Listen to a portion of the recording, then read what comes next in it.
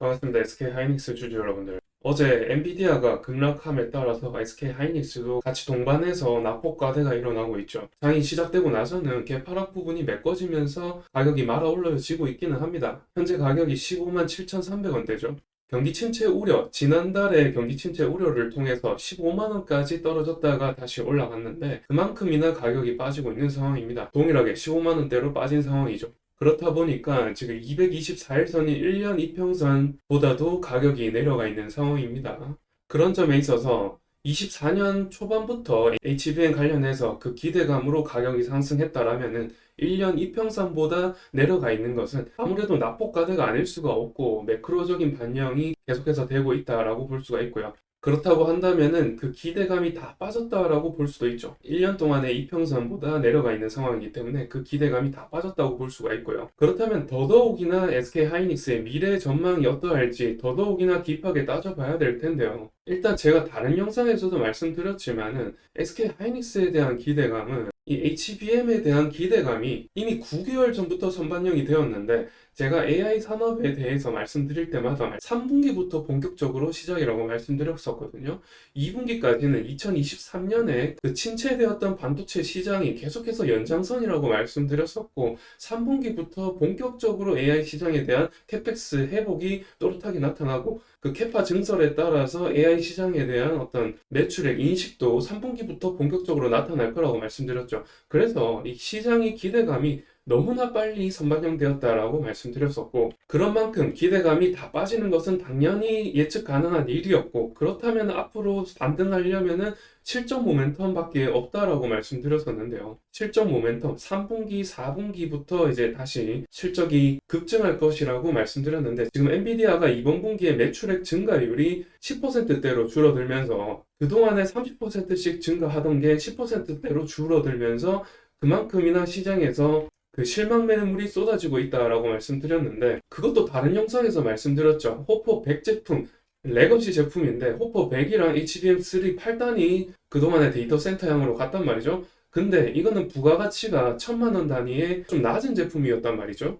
이번에 3분기부터 H200과 HBM3E가 본격적으로 공급되면서 3분기부터 데이터 센터향으로 고부가가치의 제품이 본격적으로 제품이 공급될 텐데 그러면은 그 부가가치가 4배 정도 되는 호퍼 200 제품이 납품되면서 그만큼 매출액 증대도 크게 일어날 것이라고 말씀드렸고요. 그것을 어떻게 알 수 있느냐? 빅테크의 AI 산업 수요를 보시면은 이 데이터 센터 증설에 따라서 이제 수요가 나타나는 것을 보게 되면은 24년 2분기부터 급증하고 있단 말이죠. 여기에 추가적으로 3분기부터 공급될 HBM3E라든지 호퍼 200 제품 그리고 4분기부터 블랙웨일 제품이 공급될 텐데 여기에 대한 수요는 아직 보이지도 않았단 말입니다. 오히려 호퍼 200이라든지 HBM3E에 대한 수요를 더 바라고 있는 기업들도 많고요. 그런 상황인 만큼 3분기부터 얼마나 더 수요가 증가할지 알 수도 없는 노릇입니다.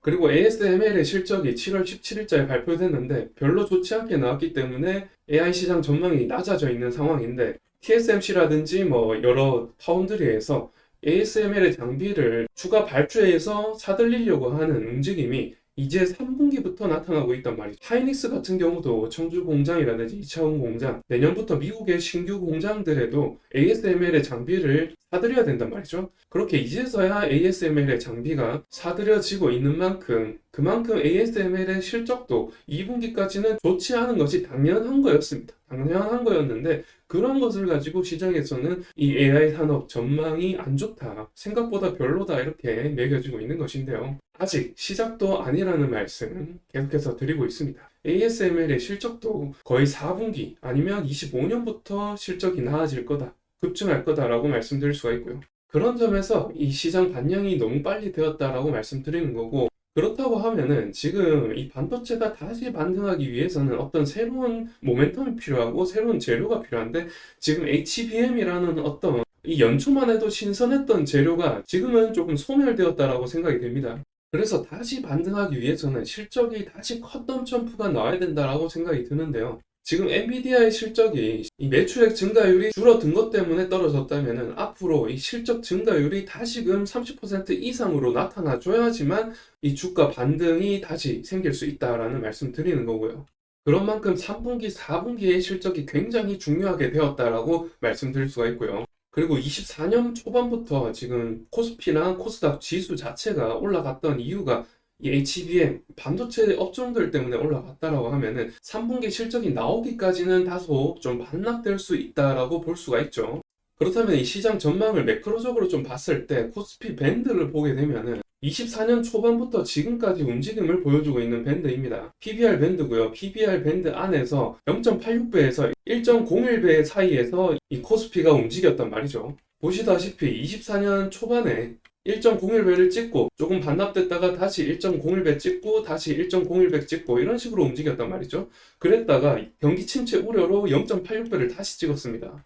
그런 다음에 다시 기술적인 반등이 나왔다가 AI 산업에 대한 불신과 경기 침체 우려가 복합적으로 나타나면서 지금 0.86배까지 다시 떨어질 가능성이 높죠. 그러면은 코스피 지수가 지금 보시다시피 2,400까지 떨어질 수 있다라고 볼 수가 있고요. 지금 2,600 정도 나타내고 있는데 아직까지 그 갭이 200 정도 남아있는 상황이죠. 그래서 지금으로서는 굉장히 주의해야 된다라고 말씀드리는 거고, 그리고 3분기 실적까지 이 코스피가 계속해서 우하향한다라고 하면은 2,400까지 떨어질 가능성이 높은 상황이죠. 그래서 계속해서 코스피가 빠질 가능성을 염두에 두셔야 된다라는 말씀 드리는 겁니다. 그리고 코스닥 같은 경우는 보시다시피 PBR 밴드로 말씀드리면은 PBR 자체가 지금 코스닥 같은 경우는 좀 더 높은 상황입니다. 그리고 24년 연초부터 1.76배 터치하고 2.04배를 터치하면서 움직였었는데 경기 침체 우려를 통해서 1.76배를 뚫고 하향했다가 지금 1.5배 위에 언저리에서 반등해주면서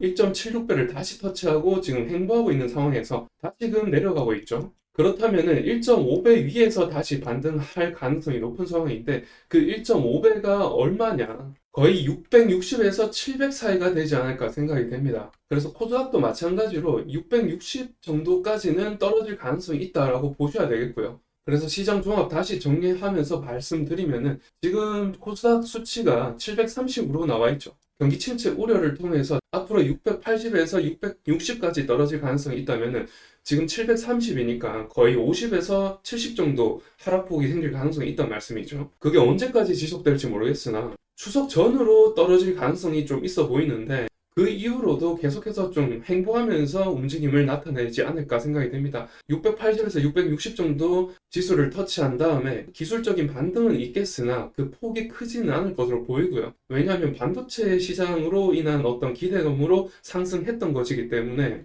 그 상승분이 다 반납된다면은 기대감이 다 빠진 것으로 볼 수가 있고 그 기대감을 다시 일으키려면은 실적 모멘텀밖에 없는데 실적 모멘텀이 다시 생기려면 3분기 실적이 나와야 된다는 거죠. 3분기 실적이 나오려면 멀었으니까 그때까지 좀 행보하지 않을까라는 말씀 드리는 거고요. 그렇기 때문에 이렇게 매크로적인 움직임들을 잘 보시면서 추이를 잘 보시면서 특히나 엔비디아가 지금 $100대까지 떨어졌단 말이죠. 주식수를 분할하고 나서 직후까지 떨어졌거든요. 주식 분할을 10분의 1로 하고 나서부터 가격이 급등하기 시작해서 주식 분할하고 나서 그 다음날에 $1,200까지 120달러까지 올라갔었죠. 그러니까 주식 분할 전후로 치면 $1,200까지 올라간 것으로 보시면 되는데 여하튼 간에 그 가격 밑으로 가 있기 때문에 지금 엔비디아도 마찬가지로 기대감이 다 빠져 있는 상황입니다. 그런 만큼 엔비디아의 실적도 앞으로 중요할 것이고 ASML의 실적이 가장 중요할 겁니다.